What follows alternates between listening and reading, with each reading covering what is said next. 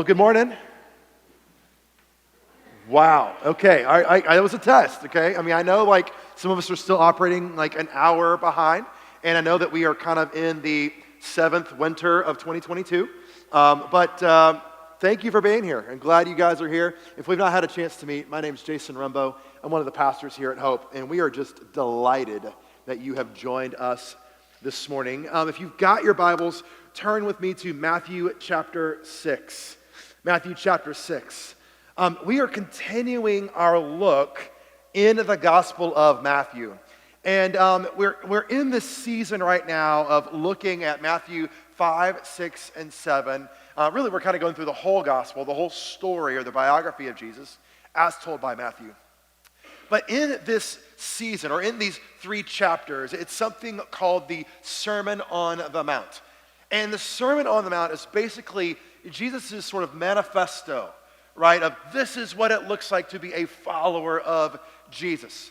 And he starts the whole thing off with this thesis statement in Matthew chapter 4. And here it is. It says this, that from that time on, Jesus began to proclaim, repent, for the kingdom of heaven has come near. And this is the core of Jesus' message. Like everything that he tells us and everything he does from this moment on keeps pointing back to this phrase, this sort of repenting, or that really the idea behind that is to change the way that you think about reality. Why? Well, because the kingdom of heaven is here. It's not something that we're gonna like kind of wait around for until we die and then all of a sudden, boom, here it is.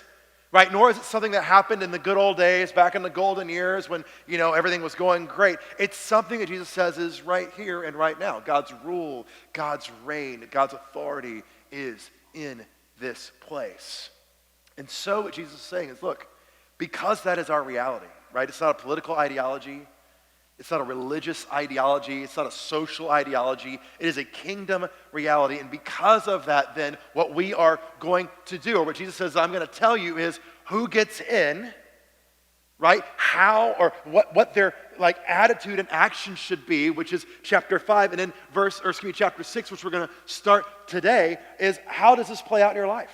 So Jesus is about to get like uber practical, okay? So today we're going to also be uber practical in what we see Jesus say.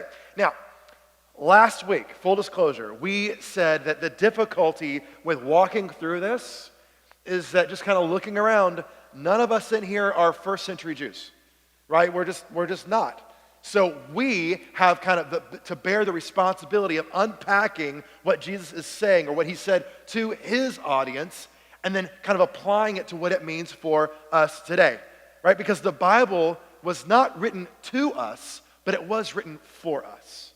Meaning it cannot mean for us what it did not mean for the first century church.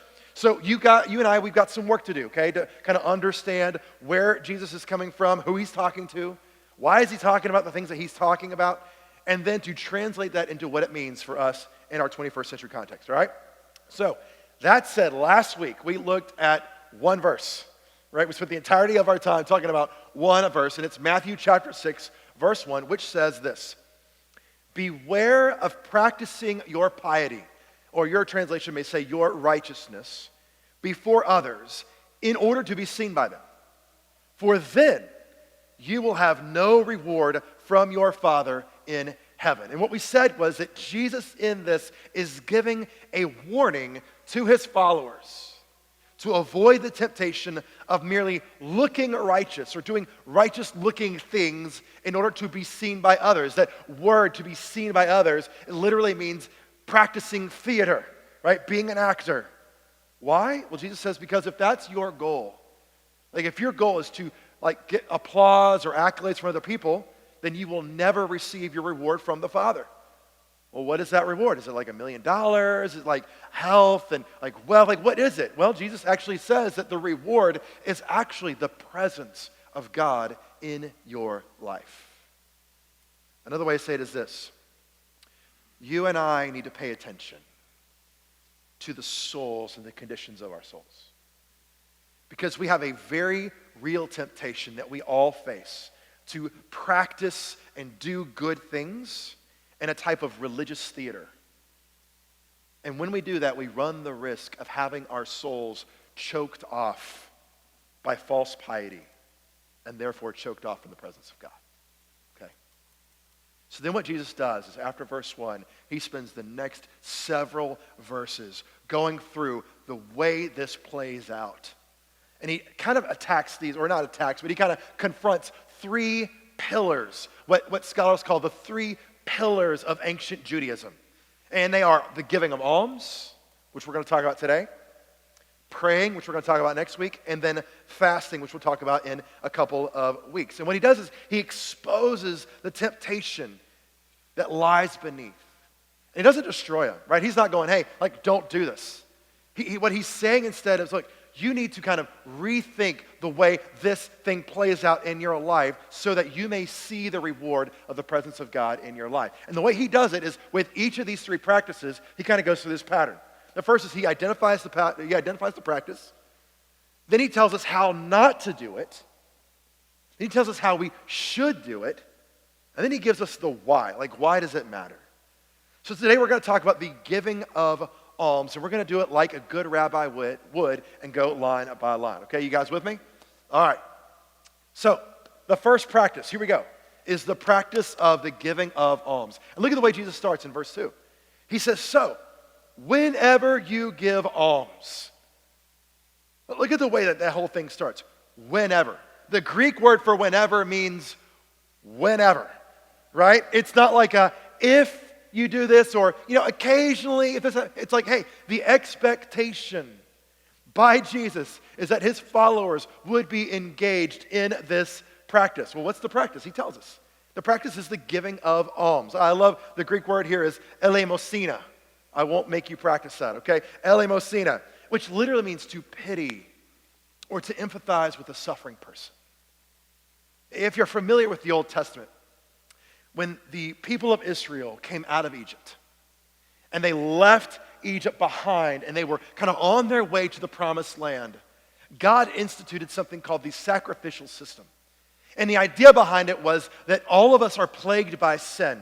And so God had kind of instituted this way of sort of atoning for sin through the sacrifice of bulls and rams and goats and sheep and other things.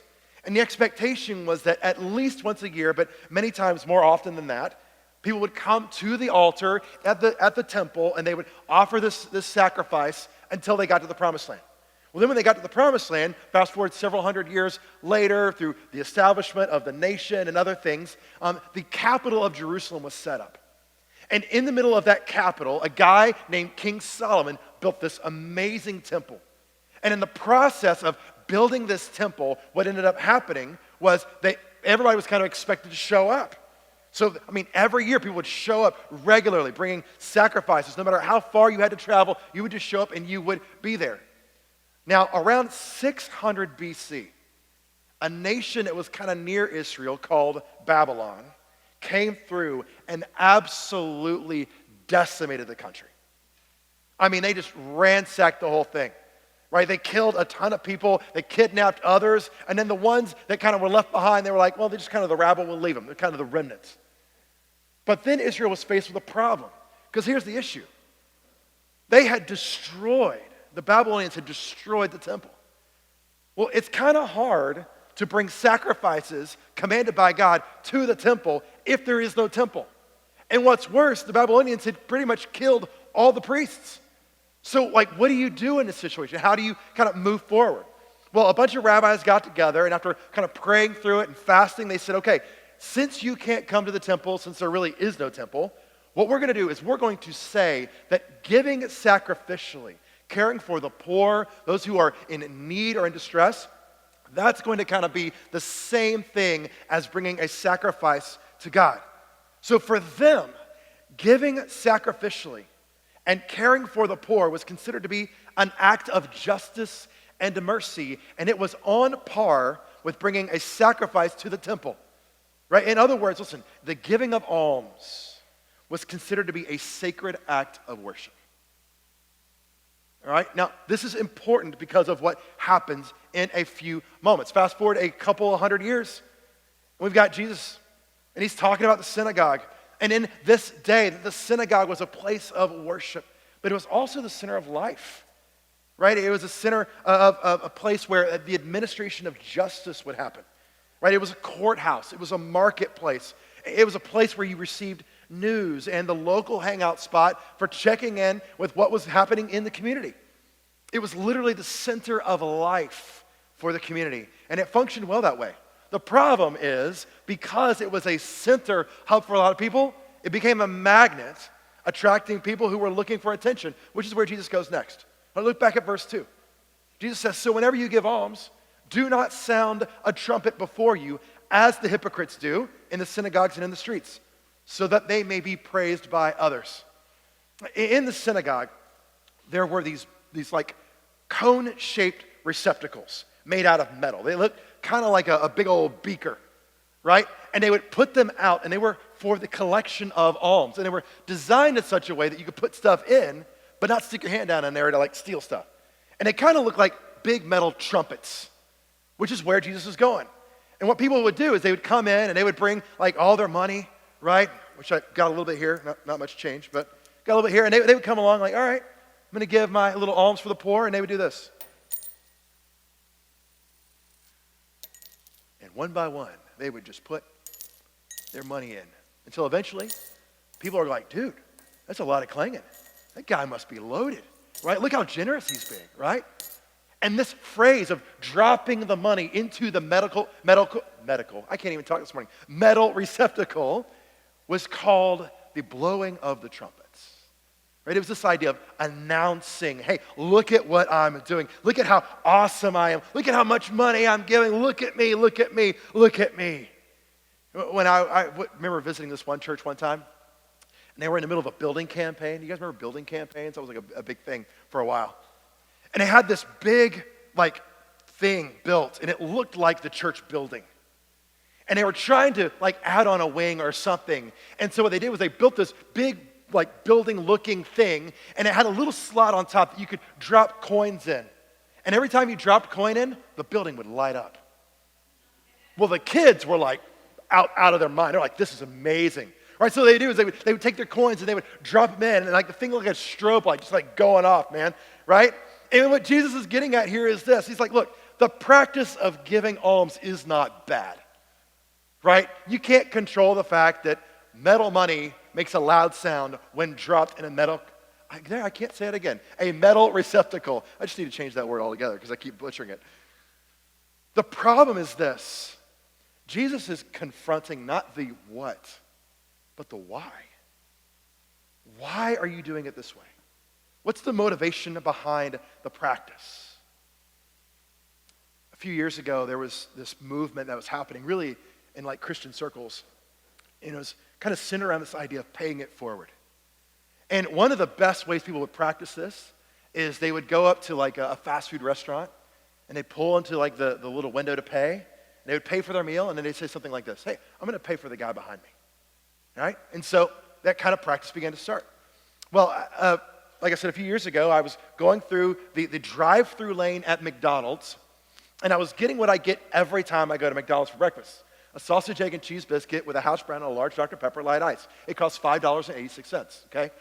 Don't judge me, okay? Like, we all have depravity. This is mine, all right? Just let me have it. And I remember I pulled up to the drive-through, and I'm like at the window, and I go to pay. I've got like all my change ready, and I go to pay, and the lady behind the counter, or the lady at the window said, hey, sir, the person in front of you actually paid for you. And I was like, sweet.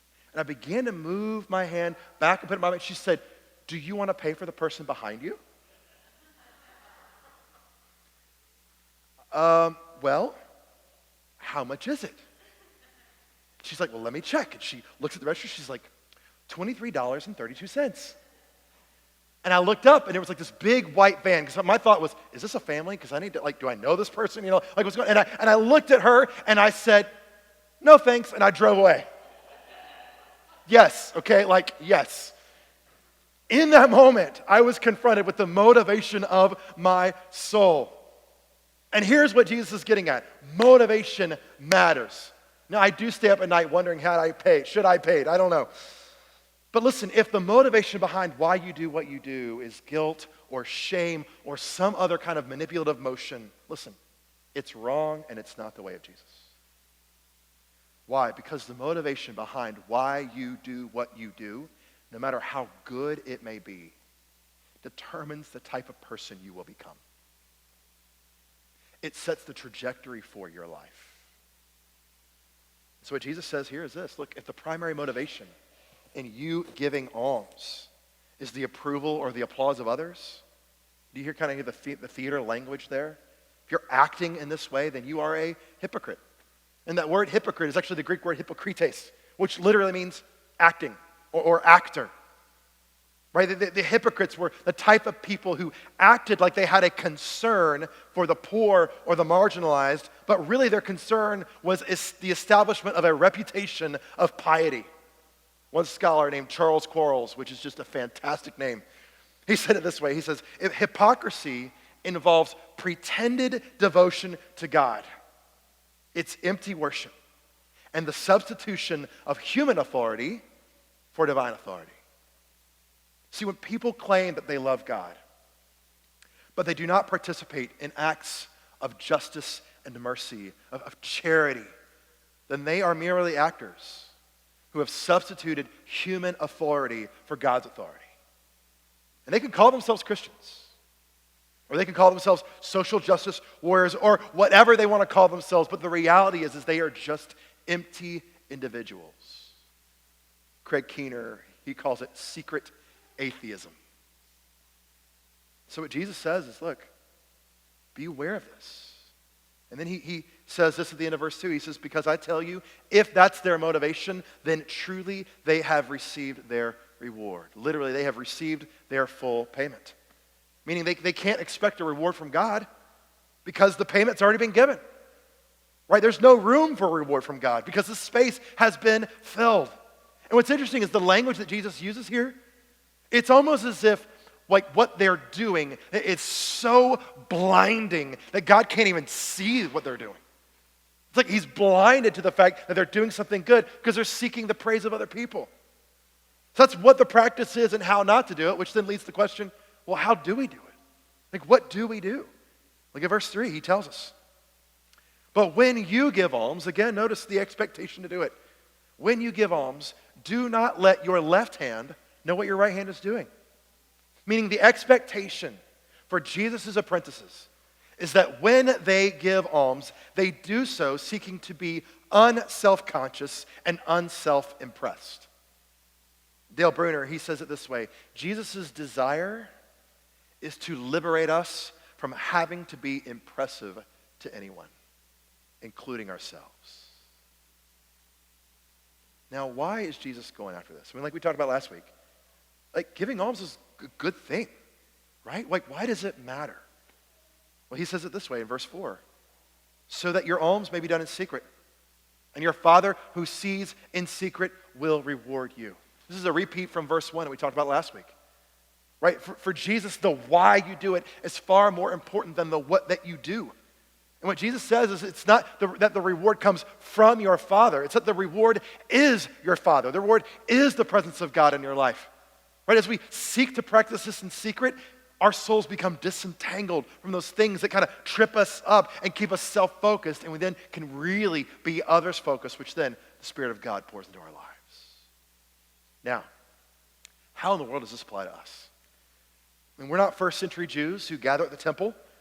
Right? We don't drop our coins into like metal trumpet receptacles. I said it right that time.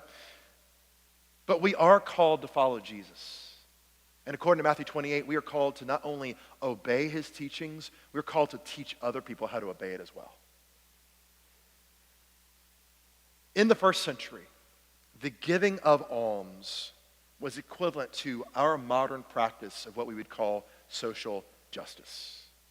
Now, here's the thing about social justice.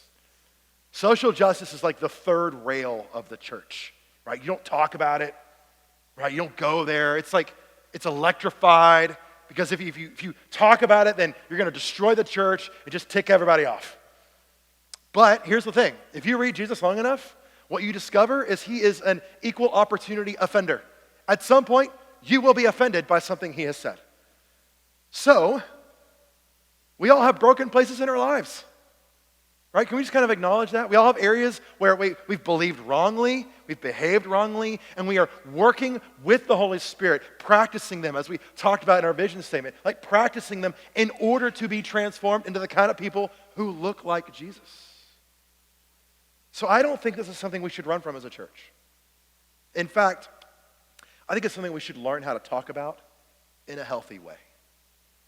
So what I want to do is, with the remainder of our time, I want to give us 2 ways Jesus' teaching challenges us. I want to give you a definition of social justice. And then I want to today give you some very practical ways to apply this today. Okay? So here we go. 2 ways that this teaching challenges us. First, notice the expectation by Jesus is to be engaged in bringing justice and mercy into the social sphere. Like Jesus' assumption is that we, as his followers, are going to be engaged in seeking out justice for the poor, the marginalized, and the foreigner, or the refugee. That's a non-negotiable for him. The second thing is this. This engagement should be done in such a way that it is, as Dale Bruner says, unself-conscious and unself-impressed. Right? Removed from any kind of platform of social, religious, or political theater. Right? Jesus says the right hand doesn't know what the left hand is doing. Unfortunately, this is not our present reality. We may not have clanging metal receptacles for our tithe, but think about the ways that we tend to, quote, practice social justice. I mean, think about the way we talk about it, the places we talk about it, right? Facebook, Twitter, Instagram. What do we call those? We call those social media what? Platforms. I mean, it's stages. You hear the stage language there? And what this happens is if that's kind of the platform from which we conversate about these things, and it's only the place where we talk about them, it leads to virtue signaling, right? Or it leads to divisiveness. It's all bark, no bite. It never actually does anything. One of my kids this past week, I heard a lot of yelling and screaming and just like tears, and I run into the room and I'm like, what in the world is going on? And I mean, everybody's crying, but one of my kids in particular is just lost it. I mean, absolutely out of their mind. I'm like, what in the world is going on? And just like through gasping breath says, somebody ate the rest of the Cocoa Krispies. And I got blamed for it. And I was like, okay, well, clearly this is a hot topic, right? One, we can get more Cocoa Krispies. That's not that big of it. Like, we can do this, right? But the bigger issue was they got blamed for eating the rest of it, and they didn't do it, right? And they were fiery about passionate about equity and justice and fairness. The problem is that this child in particular doesn't always know how to focus that passion and that anger in the right way, and so they just blow up. And so we had a conversation. I said, hey, look, buddy, let's just talk for a second. I understand that you're upset, and I think I would be upset if somebody ate all the Cocoa Krispies and blamed me too. But right now what you're doing is you're acting like you got a sledgehammer and you're just demolishing the walls. You're taking out studs, you're taking out the wiring, you're just swinging. And you know what happens when you take out all the walls of a building? The building collapses and you're still in it. Many people are like this. We're just angry, but they don't know how to direct their anger in a healthy way. And so they either lob grenades from a distance, or they take sledgehammer to the walls, and they bring the whole house down, destroying themselves and the relationships around them. And not only are these methods unhealthy, they aren't productive, and they are not the way of Jesus. Now listen, I love the fact that there is, in some way, a desire for justice and mercy to be practiced in the world. We are hardwired to feel this tension, right? The places where justice and mercy are lacking, we are wired to feel like there's a discrepancy there and to want to step in. And not only do we feel this tension, as we looked at last week in Micah chapter 6, as the people of God, we are supposed to lead the charge and be God's image bearers in the world through practicing justice and mercy. But the problem is that we often want others to fix the issue using a rubric of our own making, fashioned by theories of equity in order to demonize and then destroy those who are not acting in a way that we think is good and right and just, rather than paying attention to the very broken areas around each of us where we can realistically and radically step in ourselves to bring about real and lasting change. Now, we can try to manipulate, we can be angry, we can do all these things to try and create this type of behavior. And it may lead to a different behavior, right? It may change the behavior. But it cannot and will not change the motivation behind the behavior. And because this motivation doesn't change, we resort to tactics that are manipulative, guilt-driven, shame-driven, or aggressive in order to get the other person or group to perform in a way that we think brings equality to the table. But when we resort to these tactics, what we're really saying is that we don't believe that God is able to do it in the world through the means he's established, which is us. It's us, his people. And when we act this way, what we do is we trade the authority and the power of God for the authority and the power of people, and we become nothing more than an actor on the stage of what Jesus would call the theater of social justice. Now, as apprentices of Jesus, our motivation is different, and it should be. Around the 4th century AD, the church was kind of heavy in practicing this idea of social justice. And if you know much about kind of early history of that kind of the Near Eastern world, what was happening was there was a guy named Julian the Apostate. He was a guy who was kind of raised as a Christian, but then left. He was just like angry at the church, and he walked away. But he was ruling this area of Caesarea.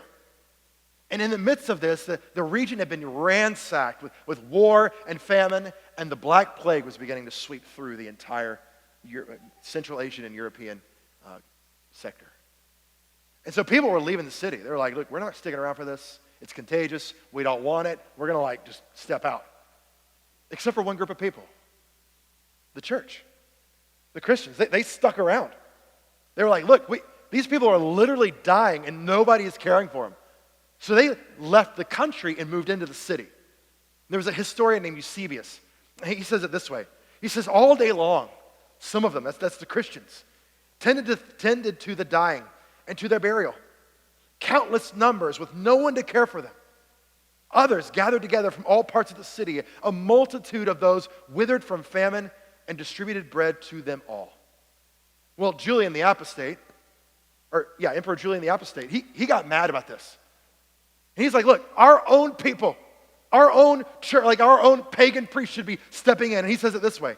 He says, when it came about that the poor were neglected and overlooked by the pagan priests, then I think the impious Galileans, which the Christians, observed this fact and devoted themselves to philanthropy.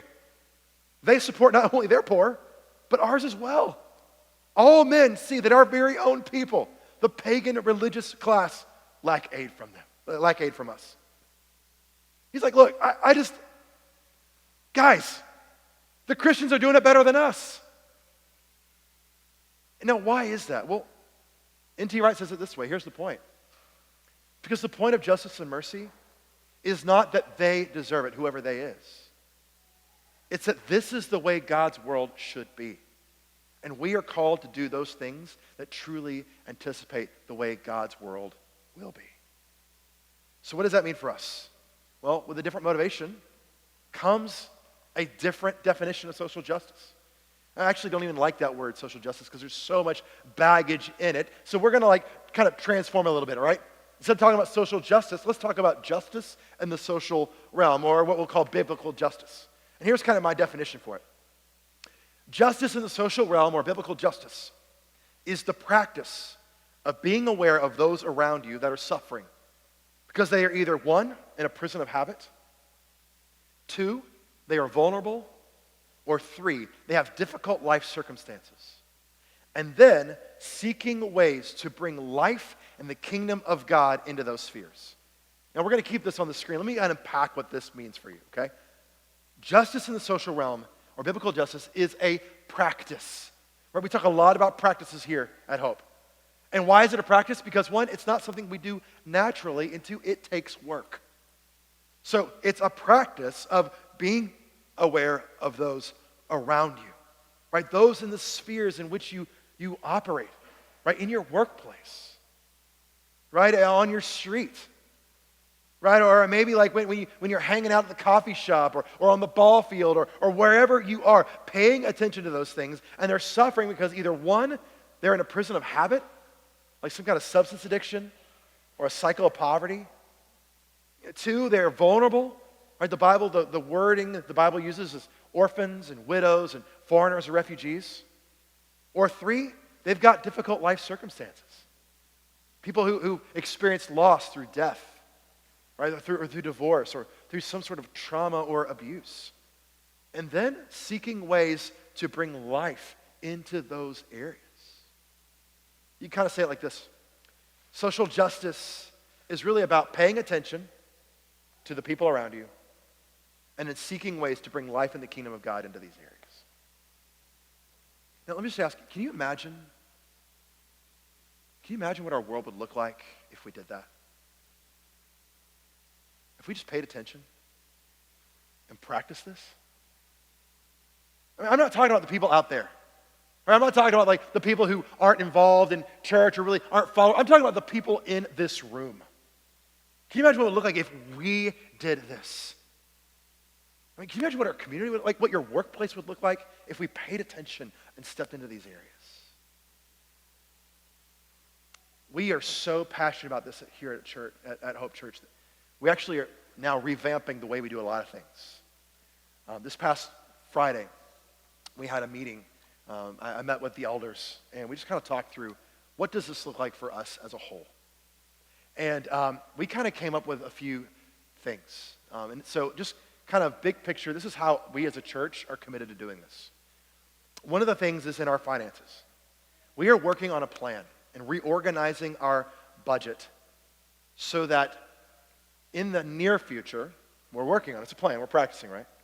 We want to leverage 75% of everything that comes into this building through your tithes and offerings, through partnerships we have with the space that rents the space out here, through rental properties. 75% of that we want to take and put back into the community for ministry.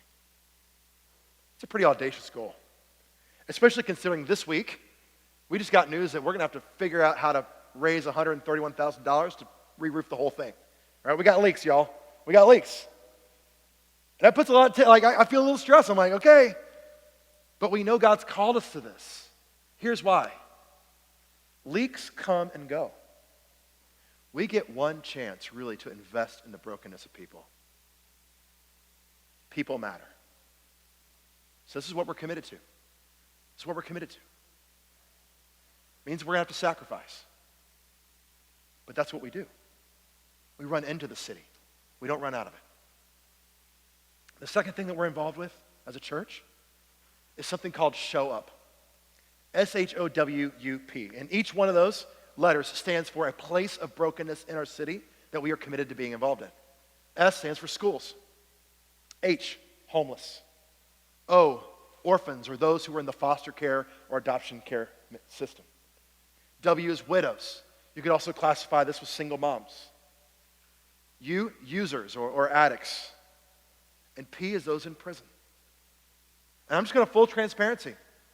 Our hope and what we're working toward is for 80% of the people who come in on a Sunday morning regularly, which, that's you guys, will be involved in one of our ministry partners on a regular basis. This is our goal. All right, we've kind of taken all those other metrics off the table. We're like, look, we want to do 75% of our budget going toward ministry in the community, and then 80% of our people serving regularly in these areas of brokenness. And right now, listen, we're already getting started on this. Our kids, down at Hope Kids, they are writing words and letters of encouragement to some of our teachers at Tom Joy Elementary School, where we're partnered. You know, 6-year-olds who can't spell, but they're coloring pictures of how much we love Tom Joy Elementary School. And we're going to send it to them just as a way of encouraging them. You can do that too. Right, tonight, some of our students in our student ministry are going to Project Connect Nashville. And they're helping lead worship and serve a meal. Why? Because we want to be engaged with the brokenness of our city. Now, All across the board, I guess the biggest question is, why would we do this? Is it so the community thinks, man, those are awesome people at Hope Church? No, it's not. It's because the expectation by Christ of his apprentices is that they will do this. And to, again, quote N.T. Wright, this is the way we anticipate the way God's world will be. Now, for you individually, let me give you some very uber practical things you can do right now. Okay?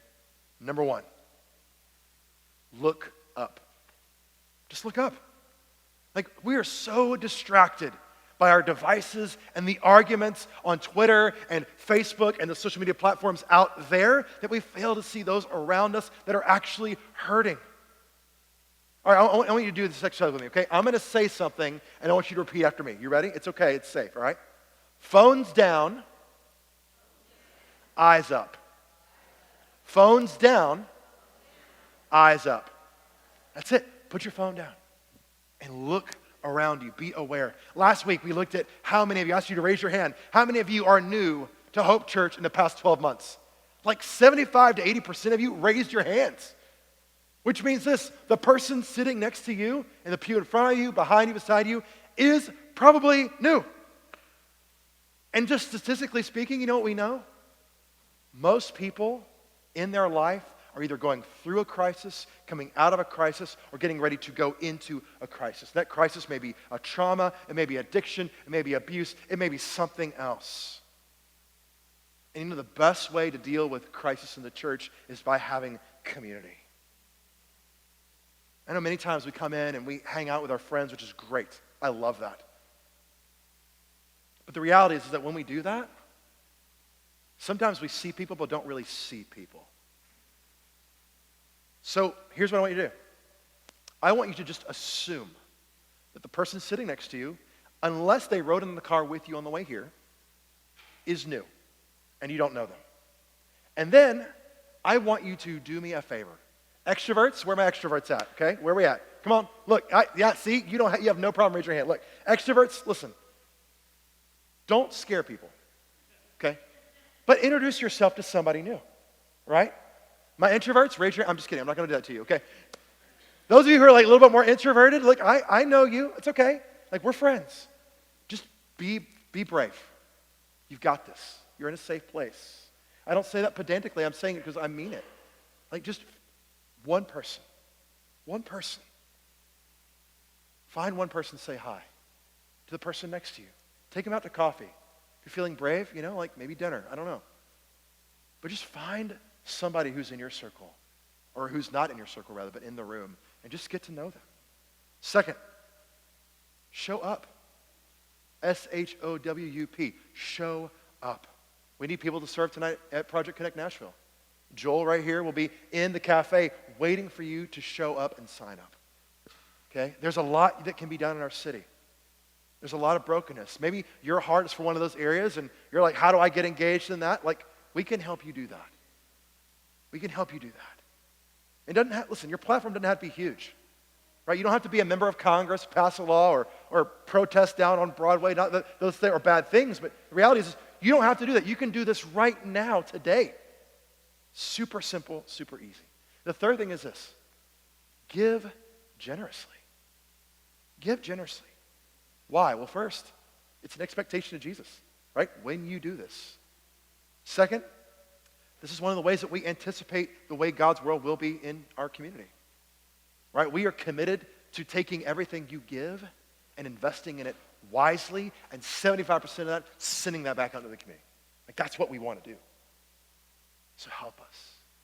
You can give online. You can give in these boxes right here. We don't have metal things, but we've got wooden, repurposed tissue boxes that have never been used, so don't get weird with that, okay? But you can give that way. But just give generously. So here's kind of my last two questions. First question is this. Where are you involved with engaging with the brokenness around you? Where are you involved with practicing justice in the social realm? The second question is this. When you stand in the gap and when you begin to engage in those areas, Why? Why? Because if it's anything other than seeking to bring the kingdom of God and the presence of God into the broken places, it will fall flat.